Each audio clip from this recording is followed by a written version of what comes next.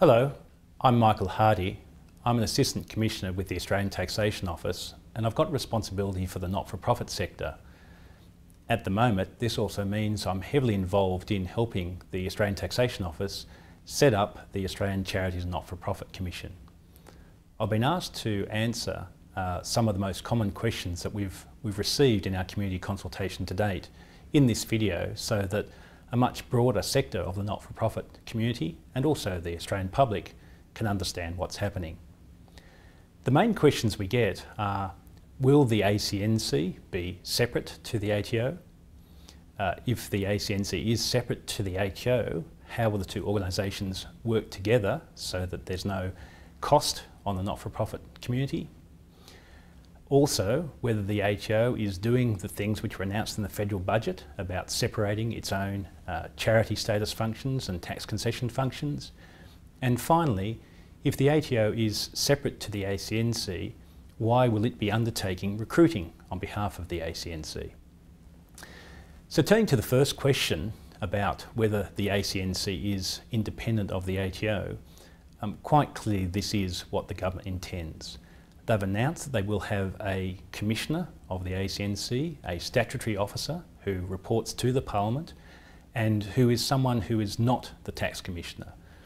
It'll be up to the government processes about the appointment of and the selection and recruiting and appointment of that officer, but I fully expect that they will do that before 1 July 12, which is when the ACNC starts. The other thing that will make sure that the ACNC is independent of the ATO is that it will have its own legislation, its own powers, its own authority, its own recognition in the law, quite separate to any of the things which happen in the taxation legislation. So I think these two things particularly will provide the community with certainty that the ACNC is separate to the ATO when it starts on 1 July 12.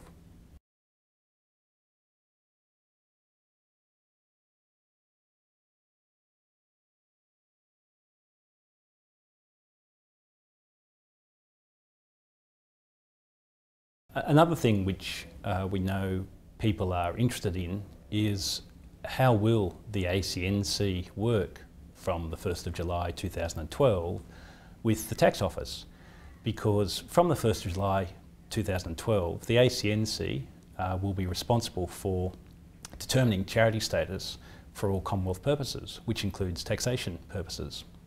So we've been working very closely with the ACNC task force in Treasury so that the systems and structures and arrangements they put in place to determine charity, they can pass their decision to the Tax Office, and the Tax Office will then just provide the appropriate endorsement for the tax concessions that are applicable to whatever type of charity the ACNC has determined that an organisation is.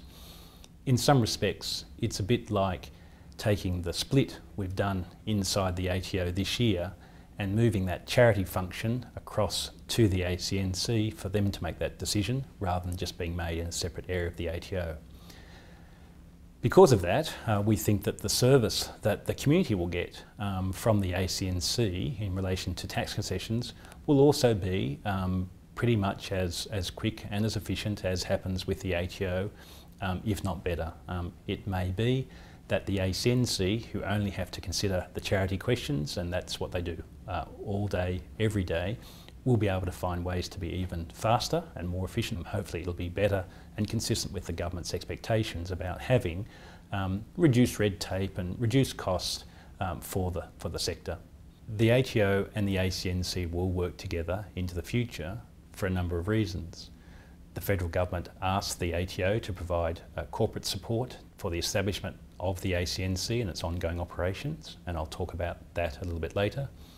And also, the ACNC and the ATO will have to work together to provide the community with information about both whether an organisation is charitable and, if it is, the nature of the tax concessions that that particular charity gets.